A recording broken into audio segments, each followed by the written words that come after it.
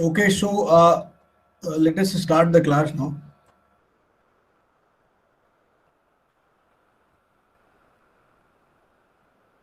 Or before that, just a second.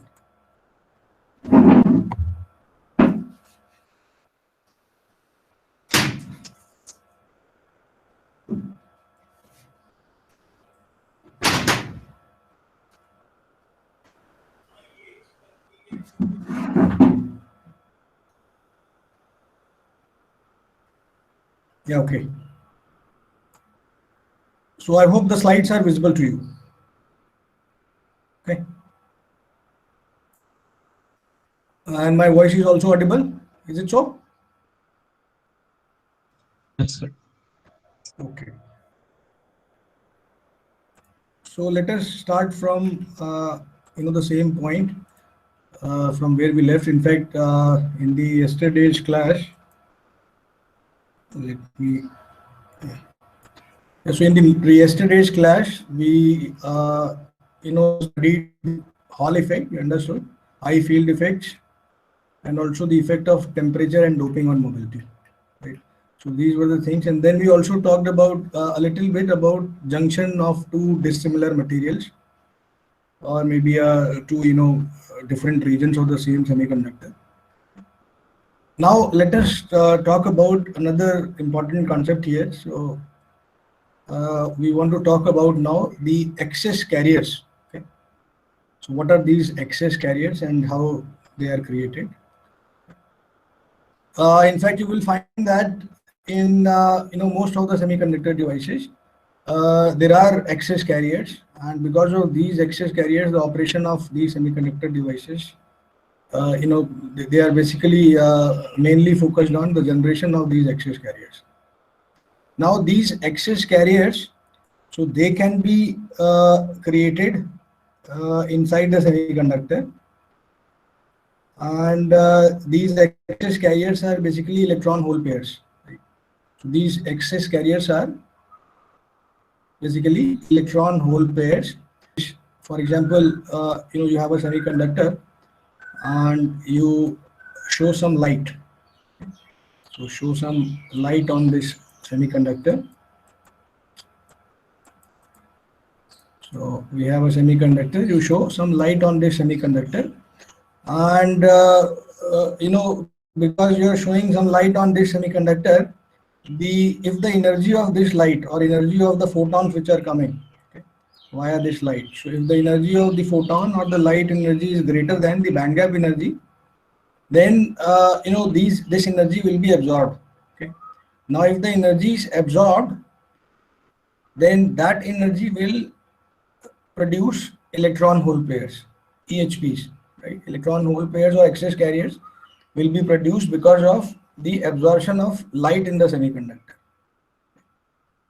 So absorption of light will create free electron hole pairs. So obviously free electron hole pairs, so that means electron in the conduction band and hole in the valence band. Right? So this is electron hole pair.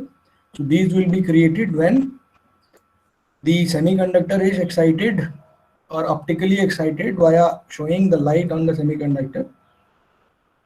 The light is absorbed, so that absorption will result into the electron hole pairs or excess carriers, right? So these are electron hole pairs or excess carriers.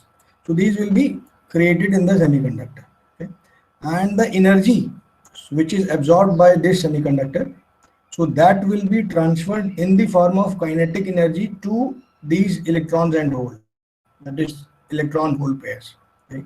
So the energy which is absorbed by the absorption of light by the semiconductor, so that energy will be transferred in the form of kinetic energy to these electron hole pairs.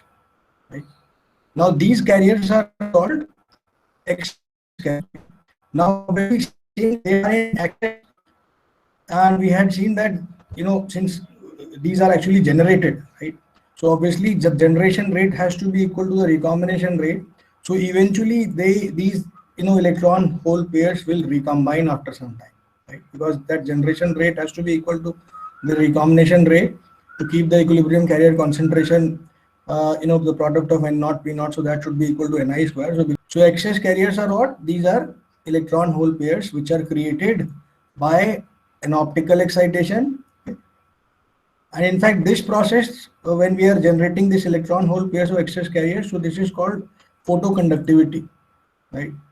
Because you are generating extra carriers or excess carriers in the system, so obviously that means the resistivity of this material, right? So that will come down. That is, this semiconductor will become more conductive because you have now more free electron hole pairs or excess carriers are present. So this principle actually is called photoconductivity. That is, by the use of photons or light, you are trying to increase the conductivity of the semiconductor, right? So this is called photoconductivity. Now similarly, similar to this optical excitation, the semiconductor can be excited by electron bombardment. That is, high energy electron beam can be bombarded on this semiconductor, and the result of this high energy electron beam bombardment will again be the generation of these excess carriers, that is electron hole pairs. Or the other method is that they can be injected across, for example, forward bias PN junction. So when we'll talk about PN junction, we'll see how this injection happens. But yes, at this moment, let us digest that. Another way of generating these electron hole pairs would be that is, they could be injected directly across a forward bias PN junction, right?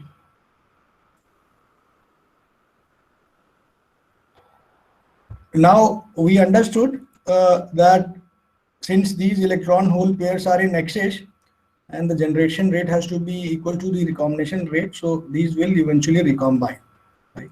Now there are various ways of recombination.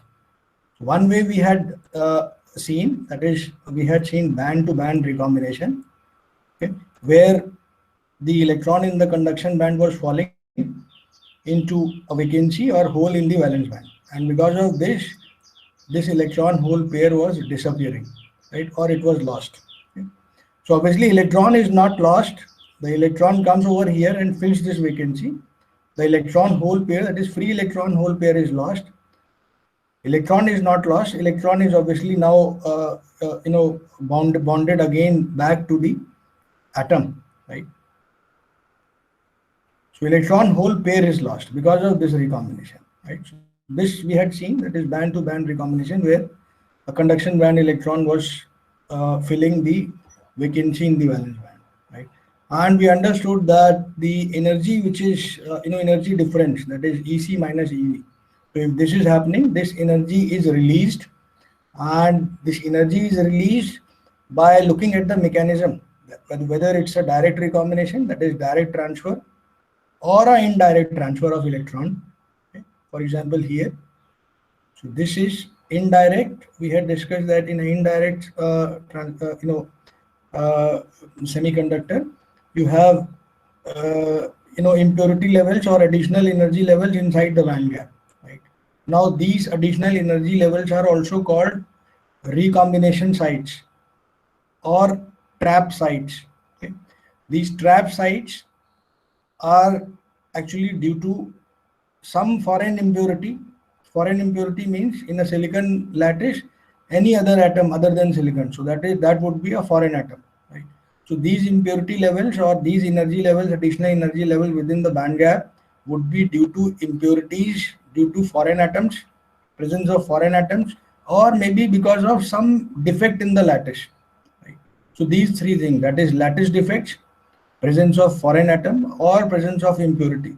So these three things actually create these additional energy levels, which are called recombination centers, or also called traps. Okay. So why they are called traps? Because these energy levels will trap an electron from the conduction band. So that is why they are also called trap sites or trap energy levels. Now, recombination of electron and holes, we had understood. This is a process where both carriers are, they disappear, they annihilate or disappear. Okay.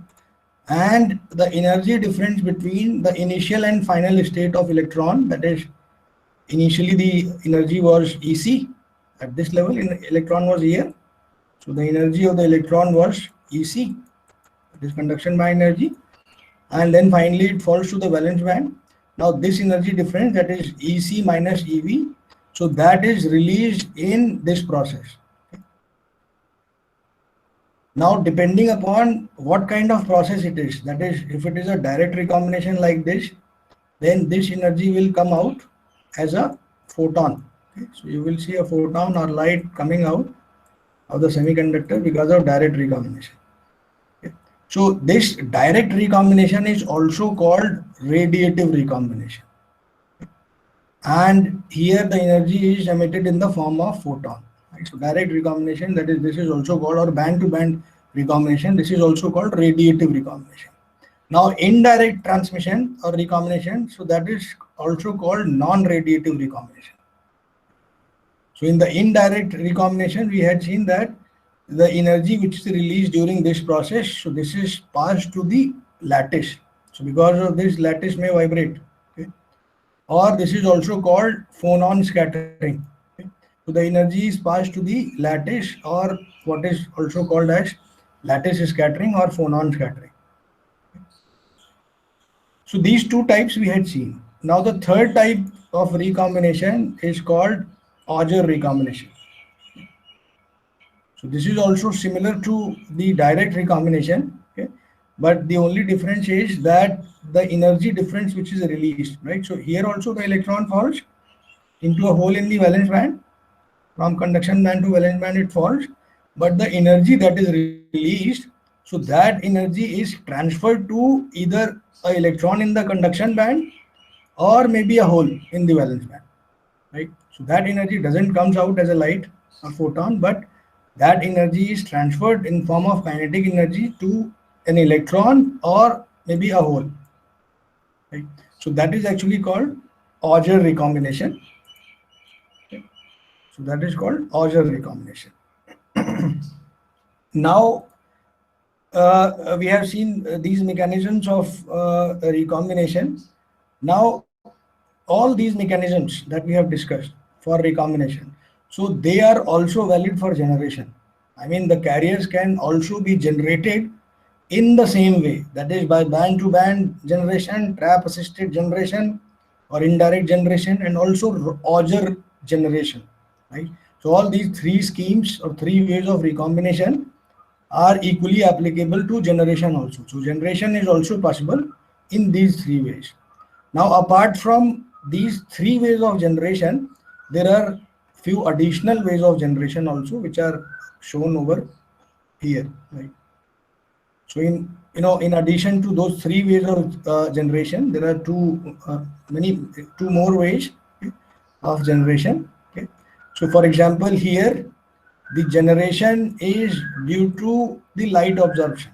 So again, you have a semiconductor, you are showing the light to the semiconductor, or what we understood just now, the photoconductivity effect, right? So it is same. So the generation due to photoconductivity effect or photoluminance, okay, where a photon of light is shown on the semiconductor, and because of this photon of light is absorbed, the electron hole pairs are created, okay, or generated, right? Now the other method of generation is ionization due to charged high energy particles. So here, a high energy particle beam, so that is shown on the semiconductor, right? So high energy particle beam, or maybe it's written over here, high energy electron or particle, right? So high energy electron or particle beam is shown on the semiconductor, and because of this, in fact, this process is called impact ionization, where what happens is that multiple electron hole pairs are created. Okay?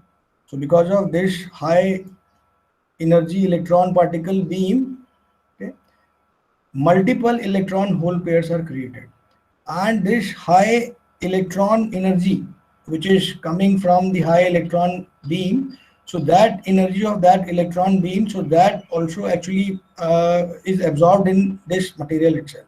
So you will see that the rate of generation here decreases with time, because the energy of this incident electron beam, so that is absorbed in the system, so that decays or that decreases.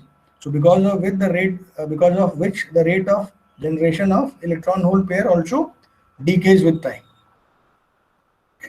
So two other separate ways, that is, one is this one, light absorption through, and the other one is due to the bombardment of high energy particles, okay, which results into the ionization of the particles inside the semiconductor.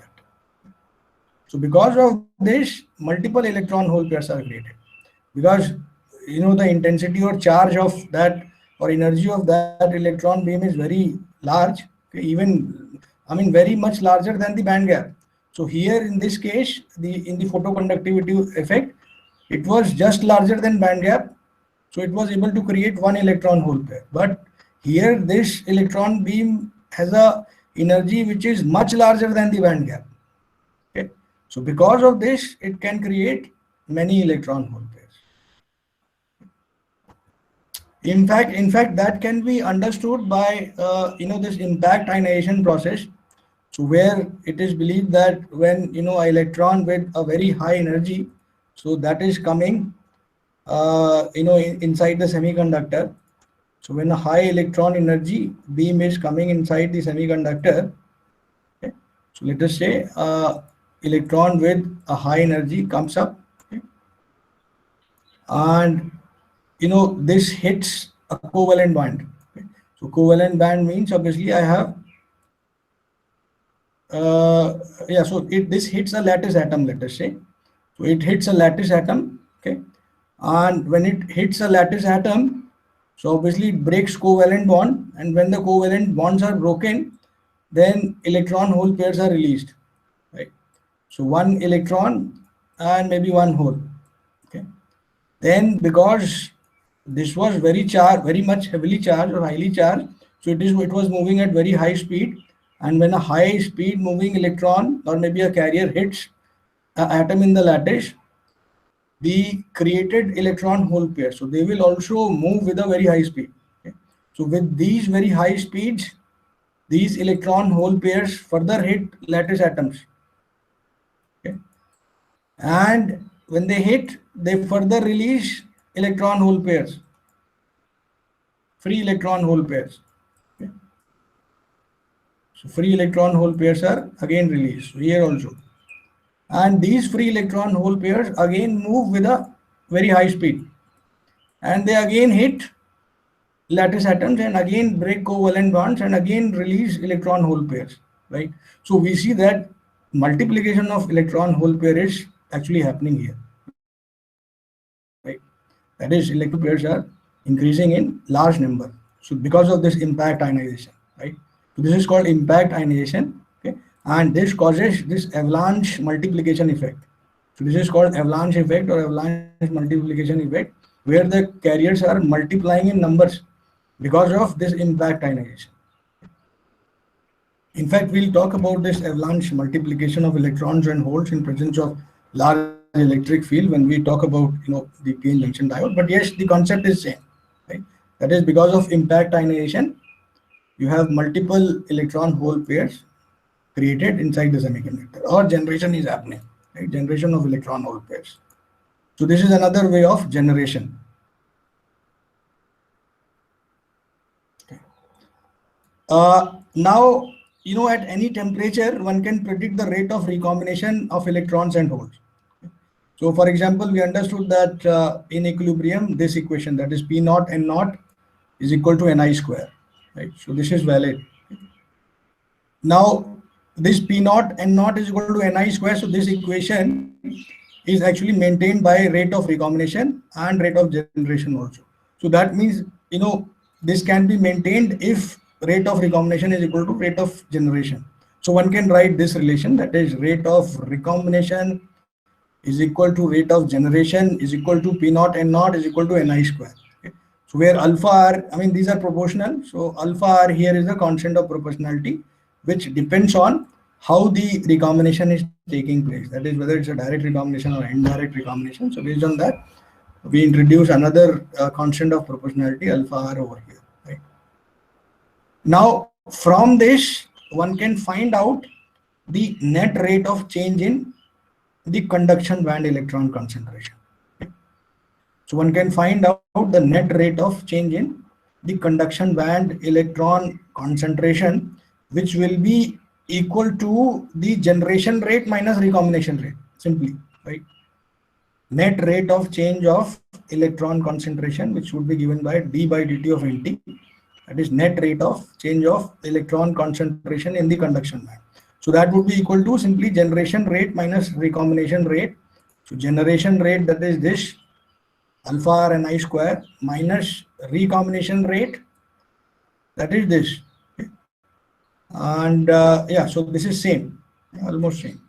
So since it is rate of recombination, so we have introduced time here, okay, nt and pt with time. Now let us consider a small problem here to understand the excess carriers. Okay. These excess carriers have to be understood. So let us take a small example here. Okay. Now in this example, let us assume that I have a semiconductor. Okay. So let us say that we have a semiconductor, silicon semiconductor. Okay. So where the equilibrium carrier concentration of holes, so that has been given to me, and the equilibrium carrier concentration of holes is 10 to the power 14. Okay. So I have been given a silicon semiconductor where the equilibrium carrier concentration of electrons is 10 to the power 14 centimeter cube. Okay. And also let us assume that some incident light is shown on this semiconductor, and because of which the electron hole pairs are created in this semiconductor. Right now, electron hole pair generation rate is given to me as 10 to the power 13 electron hole pairs per centimeter cube. Okay. So this is the rate at which the excess carriers are being created, right? So these are excess carriers or electron hole pairs, excess carriers. So this is excess carriers or the electron hole pairs are created at the rate of 10 to the power 13 EHP per centimeter cube per microsecond. 2 की multiply भी हुई है साथ में. Can you repeat? Hello? Sir ये electron hole pair जो है 2 into 10 to the power 13 है. No, not 2 into 10 to the power 13. It is 10 to the power 13 electron hole pair per centimeter cube per microsecond. Okay, it is not 2 currently. Okay, so maybe let me take another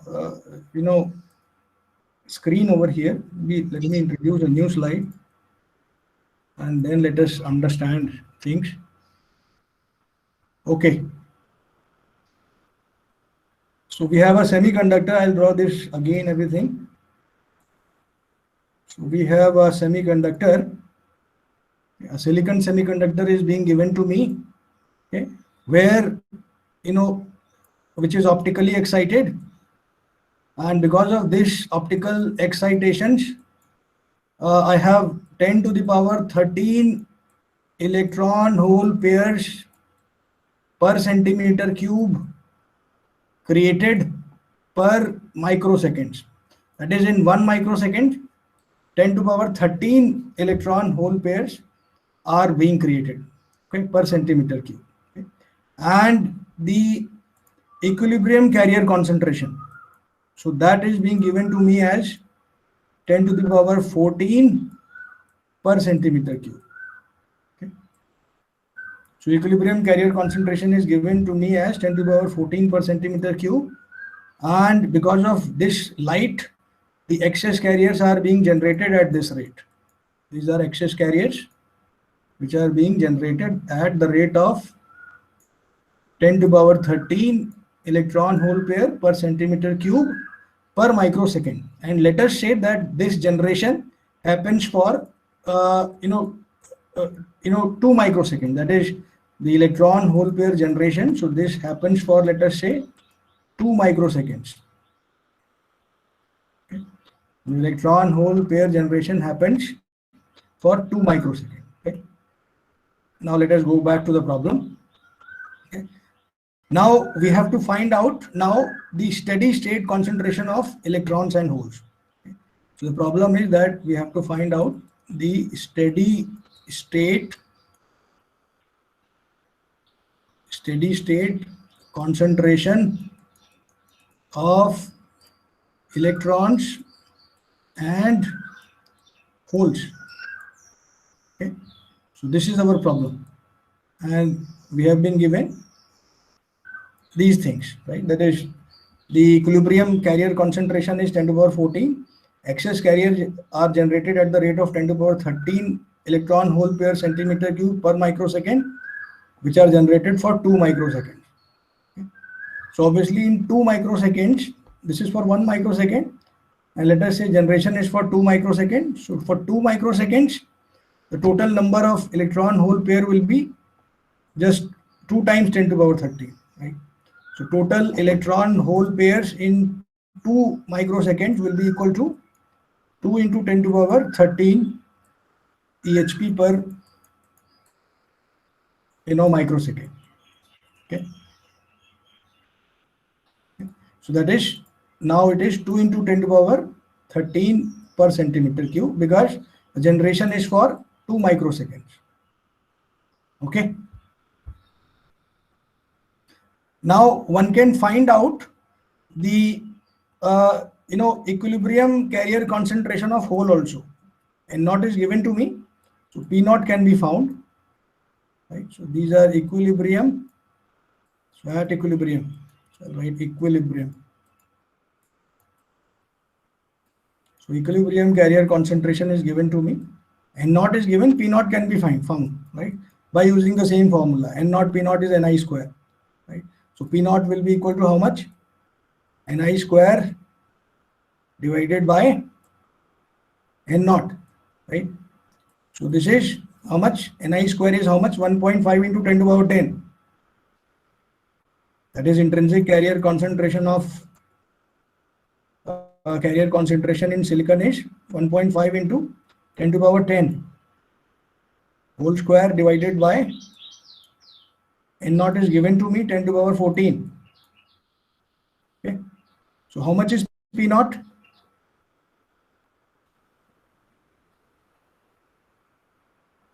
Right? Sorry, 10 to power, 10 to power 10 here. So P naught is how much? Right? So P naught is how much? This is 2.25 into 10 to the power 6 per centimeter cube in equilibrium, right? So 0 here means equilibrium. So from this one can find out the concentration of electrons and holes at steady state. Okay. So the steady state concentration of holes will be how much? Since excess carriers are 10 to the power 13, okay, and equilibrium concentration of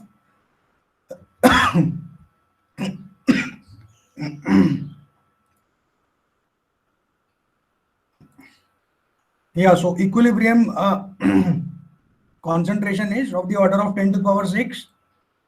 We have seen from here, right? Equilibrium carrier concentration is 10 to the power 6, and excess carriers are 10 to the power 13. 2 into 10 to the power 13, in fact, in 2 microseconds. Okay, 2 into 10 to the power 13. Okay. So what will be the whole concentration in steady state? So that will be obviously this plus the excess carrier concentration, that is this. Okay. Since this is 10 to the power 13 is very large, okay, then 2 into 10 to the power 13 is very large, then this quantity, so we can say that the whole concentration in steady state is equal to 2 into 10 to the power 13, right? So otherwise it would be 2 into 10 to the power 13 plus 2.25 into 10 to the power 6. But since this is very small compared to this, so we say that the whole concentration is 2 into 10 to the power 13, right? Now, from this, one can also find out the electron concentration in steady state. So electron concentration in steady state would be equal to the equilibrium carrier concentration of electron plus the excess carrier concentration, that is this one. So equilibrium carrier concentration is given to me 10 to the power 14, okay, and the excess carrier, so that is how much? 2 into 10 to the power 13, right? 2 into 10 to the power 13 is the excess carrier, that is, N and P. Okay, so excess carrier is, delta N and delta P, that is excess carriers. So these are given to me as 10 to the power 13. In fact, it is now 2 into 10 to the power 13 for 2 microseconds. Okay, so for 2 microseconds, it is 2 into 10 to the power 13. So I'll say 2 into 10 to the power 13. Okay. So this is the excess carriers, concentration of electron and holes. Okay. And the carrier concentration of electron is known to me at equilibrium. So in steady state, total number of electrons will be equal to N naught plus the excess carrier concentration, right? So N naught is 10 to the power 14 plus the excess carrier concentration is 2 into 10 to the power 13. Okay. So total N in steady state, that is electrons per centimeter cube. So that is equal to how much? So let us say this is 0.2 into 10 to the power 14 now. So instead of 2 into 10 to the power 13, so this is 0.2 into 10 to the power 14. 0.2 into 10 to the power 14. Right? This one. So this becomes how much? N is equal to how much now in steady state? 1.2. 1.2 into 10 raised to the 14. Correct. So 1.2 into 10 raised to the power 14 per centimeter cube. Electrons per centimeter cube, right? So that is being mentioned over here. 1.2 into 10 to the power 14 is the steady state electron concentration. Similarly, the steady state hole concentration is 2 into 10 to the power 30. Now we see here that there is not much difference in the steady state electron concentration and the equilibrium concentration. Can you see here? Maybe I'll rub everything here first.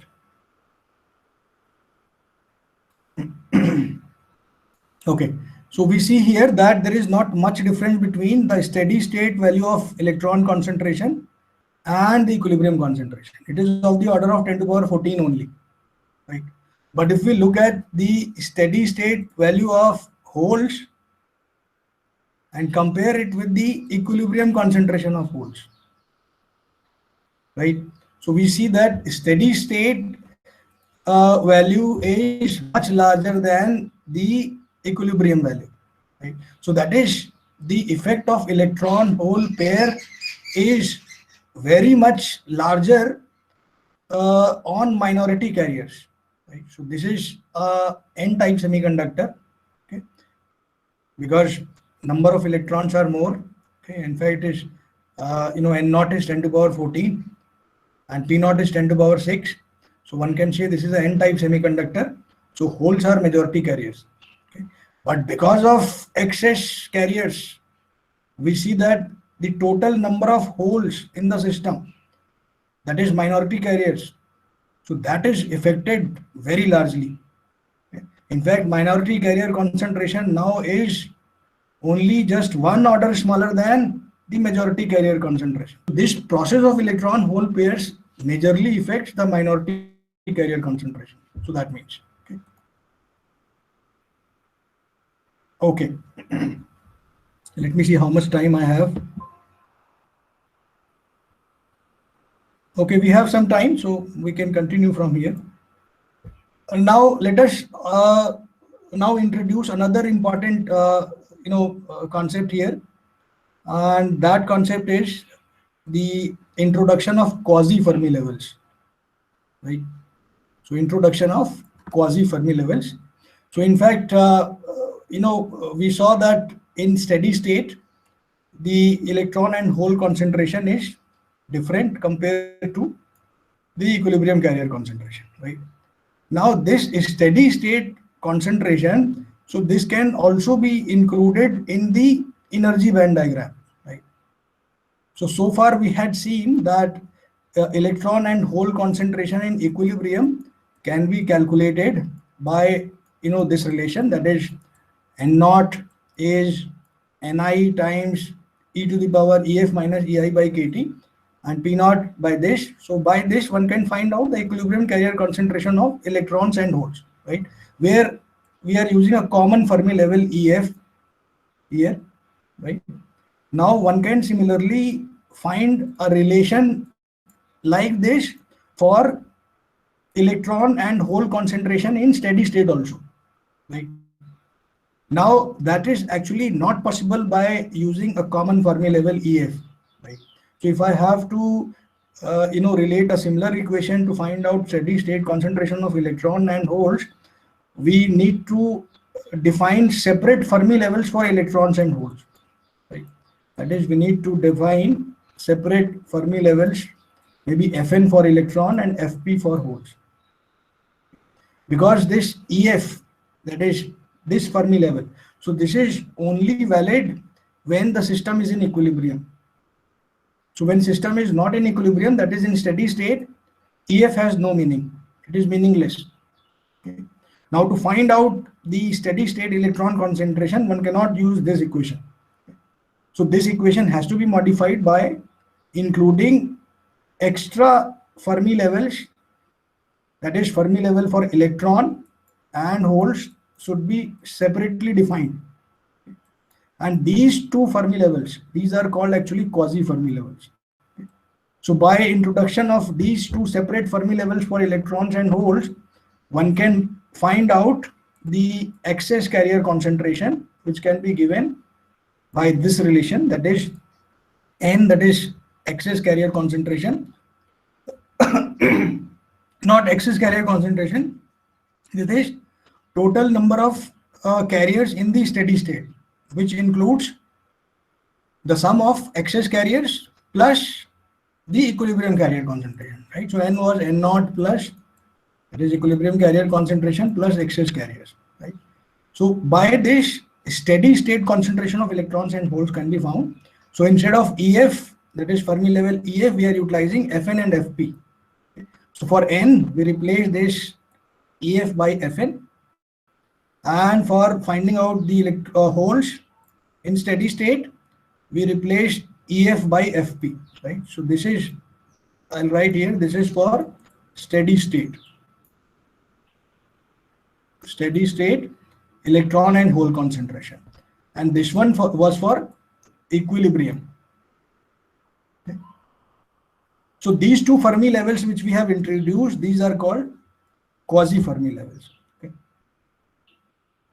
Now in some books or some text you will find that, just a second,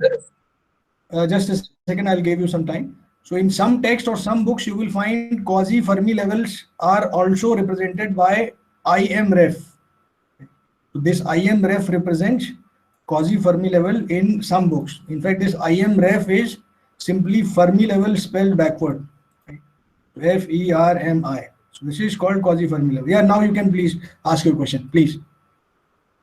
sir इसमें steady state और equilibrium में फर्क क्या है? Steady state is a non-equilibrium state which is achieved by excitation of semiconductor by some external energy. For example, opto, electronic stimulation, or maybe by some bias. Okay, so that is steady state or non-equilibrium. Equilibrium, you don't have any external excitation, but in steady state or non-equilibrium, you have some excitation in the form of maybe some optical energy. Okay, for example, I think here I had mentioned, yeah.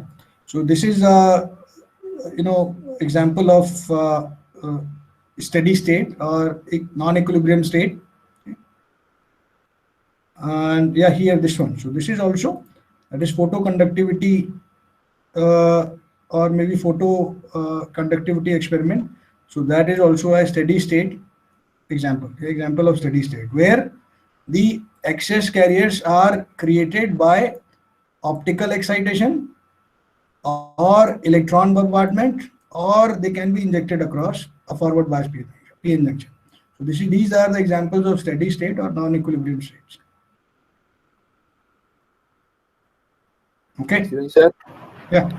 Sir, recombination is equal to generation is applicable for what? Equilibrium or steady state? It is only valid for equilibrium, not for steady state. So only for equilibrium this is valid, and not P naught is equal to Ni square. Not for steady state, that is Np is not equal to Ni square in steady state. Okay. So this is only valid for equilibrium. So that is why I represent F0. 0 means equilibrium. So for only equilibrium this is valid. For non-equilibrium it is not valid unless you remove that external excitation. After you remove external excitation, obviously the system will come to equilibrium state. That is, recombination and generation will start happening at equal rates. Okay, now let us extend this discussion and let us find out these quasi-Fermi levels. Yeah, from the same previous example, let us try to find out these quasi-Fermi levels using this equation. Yeah, this one equation, right? So one can find out the quasi-Fermi level, right? In the previous example here, we had found the steady state concentrations and also equilibrium concentration. Okay, so that is actually we need here in this equation, right? So this equation needs intrinsic concentration, steady state values, and EI also is needed. KT is already known. From this, Fn and Fp can be calculated. Okay, let us try to find out.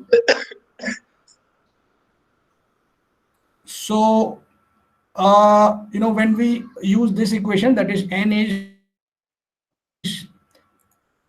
N times e to the power Fn minus Ei by Kt. If I use this equation, okay, so I can relate the electrons concentration in steady state N. So which was 1.2 into 10 to the power 14 earlier, in the earlier example, right? So 1.2 into 10 to the power 14 per centimeter came by adding equilibrium concentration with the steady state, right? So these two we had added and we arrived at this one. So this is N. So this is equal to, now we write this formula, Ni multiplied by E Fn minus Ei by Kt, right? I write it here, that is this N is equal to Ni times e to the power Fn minus Fi by Kt. Okay, and we plug in the values of Ni. So Ni is 1.5 into 10 to the power 10 per centimeter cube. Okay, e to the power Fn minus Ei. Let us say Fn minus Ei is not known. Kt is known to me. It is 0.0259 electron volts, right, at room temperature. Simply just multiply volts constant by the room temperature 300 K. You will get 0.0259 eV. Okay. Now from this, Fn minus Ei could be found. So Fn minus Ei would be equal to how much? Fn minus Ei would be equal to here this value. In fact, this can also be found here. From here directly, one can write Fn minus Ei by kT. So this is equal to log of Fn minus Ei by kT. Sorry, Ni will go here. So n by Ni is equal to n by Ni, log of n by Ni, right? So ln natural logarithm of n by Ni, or n is how much? 1.2 into 10 to the power 14 divided by Ni is 1.5 into 10 to the power 10. 5 into 10 to the power 10. So which is 8 into 10 to the power 3. Right? So this comes out to be equal to 8 into 10 to the power 3. Okay? That is Fn minus Ei is equal to, sorry, log of 8 into 10 to the power 3. So this is ln natural logarithm. Here also natural logarithm. So natural logarithm of 8 into 10 to the power 3 multiplied by now kT. Okay, so kT was here. So we simply brought this kT up. So it becomes this equation. That is Fn minus Ei is equal to kT is 0.0259 from here multiplied by natural logarithm of 8 into 10 to the power 3. So this comes out to be equal to 0.233 eV, Fn minus Ei. So that means Fn lies 0.233 above intrinsic level.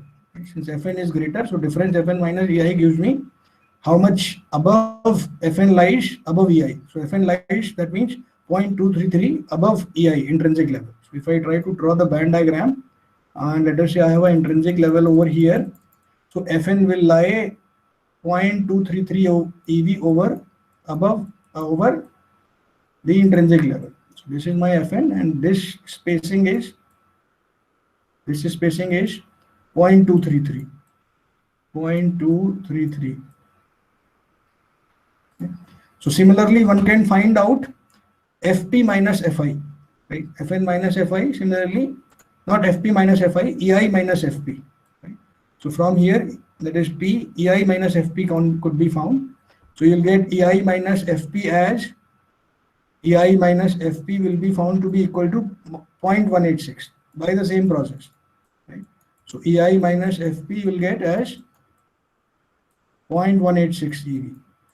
So this means that my Fp, that is quasi-Fermi level P of hole, so that is 0.186 eV below the intrinsic level. So that means if intrinsic level is over here, so my Fp will lie 0.186 eV below.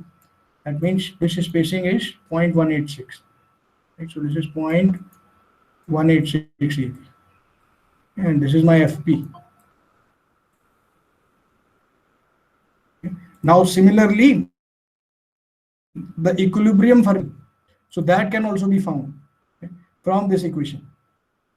So equilibrium Fermi level, that is EF, so that can be found by simply saying EF minus EI. N naught is known, Ni is also known, KT is also known. So EF minus EI could be found. So EF minus EI would be equal to this much, 0.228 eV. So that is my Fermi level will be 0.228 eV above the intrinsic level. Okay. That is, if this is intrinsic level, dot polar, dot null. So my Fermi level will lie somewhere here, EF, that is equilibrium Fermi level. Or maybe I'll show you here. I have a better picture over here. Okay. So Fn was above this Ei by 0.233. Fp was below Ei 0.186 and equilibrium Fermi level. So that was 0.288 eV above Ei. Right? So 0.288 eV. That means it is very near to Fn. That is here, somewhere here, 0.288. So that way one can, relate the steady state concentrations in the band gaps, in the band diagram within the band gap. So these energy levels can be identified. So I'll stop here, and maybe from here itself we'll continue in the next lecture. If you have any queries, then please ask.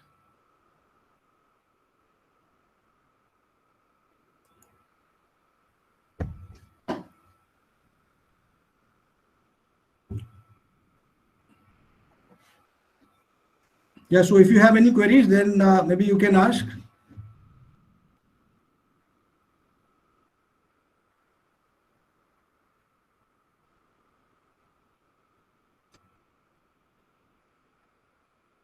So am I audible?